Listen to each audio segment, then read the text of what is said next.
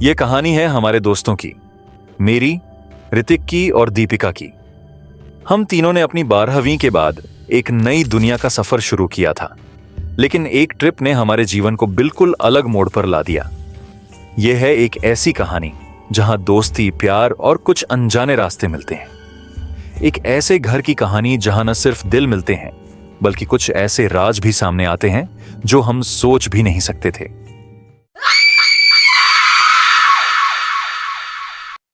यह कहानी हमारे 3 दोस्तों की है। हमारे नाम हैं, मैं शिवम, मेरा दोस्त ऋतिक और एक लड़की दीपिका। ऋतिक को दीपिका बहुत पसंद करती थी। जब वो 9वीं क्लास में था, तब से वह उसे पसंद करता था। दीपिका और ऋतिक अच्छे दोस्त भी थे, लेकिन ऋतिक का मन था कि वो उसे अपनी गर्लफ्रेंड बना ले। ऋतिक को यह भी पता था कि दीपिका उसे उतना ही पसंद करती थी, बस दोनों अपने जज्बात कभी एक दूसरे को नहीं बता पाए थे। हमारे 12वीं के एग्जाम्स खत्म होने के बाद हमने सोचा कि बाहर पढ़ाई के लिए चले, तो मैं, ऋतिक और दीपिका सब कॉलेज के लिए बाहर चले गए। हमारी पढ़ाई अच्छे से चल रही थी। कॉलेज के बाद हमारा एक दोस्त और बना, जिसका नाम रोशन था। रोशन एक दिल का साफ लड़का था और हमारी ग्रुप में सबसे ज्यादा फनी और इजी गोइंग था। वह एक गांव से आया था, जबकि हम सब शहर से थे। एक दिन हमारे कॉलेज का एक टूर था, जिसमें हमें पहाड़ों में घूमने ले जाया गया। मैं, ऋतिक, दीपिका और रोशन सब एक्साइटेड होकर तैयार हो गए। पहाड़ों में घूमे, ठंडी हवा का मजा लिया और बहुत मजा किया। ये सब हम पहली बार कर रहे थे, क्योंकि हम शहर के लोग थे और गांव या पहाड़ों का इतना एक्सपोजर नहीं था। रोशन ने हमें अपने गांव के बारे में बताया। उसने कहा, तुम्हें मेरे गांव जाना चाहिए, वहां का मौसम और हरियाली बहुत अच्छी होती है। हमने सोचा, चलो क्यों ना रोशन के गांव चलकर कुछ टाइम वहां बिताएं। छुट्टियों के बाद हम सब रोशन के गांव गए। रोशन के गांव में जाना एक अलग एक्सपीरियंस था। रोशन के घर पर है हमें कुछ दिनों तक रुकना था और उन्होंने हमें अपनी बाइक और पूरा टूर प्लान दिया। ऋतिक का प्लान था कि वह दीपिका को रोशन के गांव में प्रपोज करेगा और अपनी फीलिंग्स उसे बताएगा। ट्रेन के सफर के दौरान हमें यह बात पता चली कि रोशन के गांव में एक ऐसी जगह है जहां कोई भी नहीं जाता और रोशन की मां भी वहां जाना मना करती थी। ऋतिक ने इस बात को ध्यान से सुना और उसने सोचा कि यह जगह उनके प्रपोजल के लिए परफेक्ट होगी। ऋतिक ने रोशन से पूछा, क्या तुम्हारे गांव में कोई ऐसी जगह है जहां कोई नहीं जाता? रोशन थोड़ा रुका, फिर बोला, हां, एक ऐसी जगह है जहां हम सब नहीं जाते।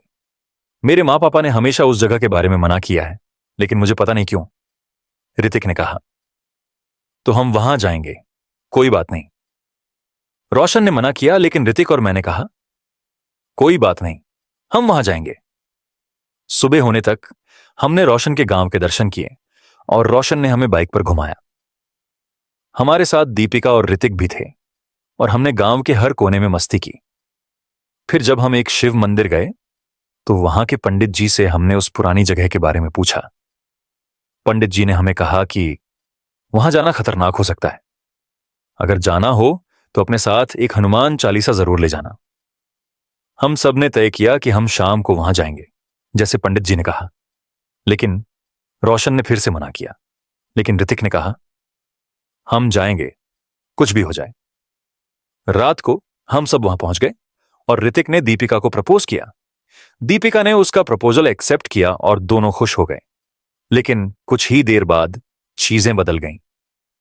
ऋतिक और दीपिका उस घर के ऊपर गए और कुछ वक्त बाद दीपिका ने हमें बताया कि ऋतिक बेहोश हो गया है।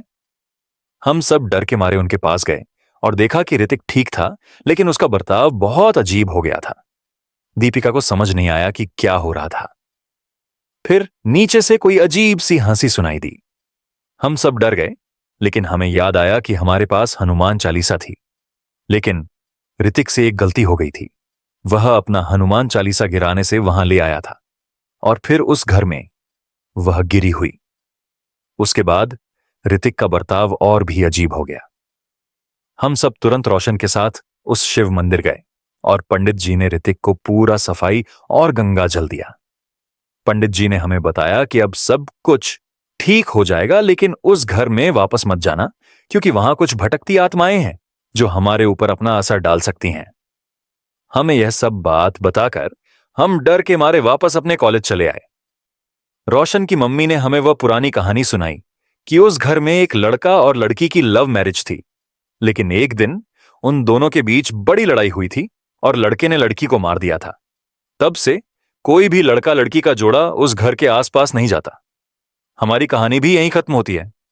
मैं बस ये कहना चाहता हूं कि अगर आप कभी ऐसी जगह पर जाना सोच रहे हो तो पहले सोच समझ कर जाना, क्योंकि वहां कुछ अजीब हो सकता है।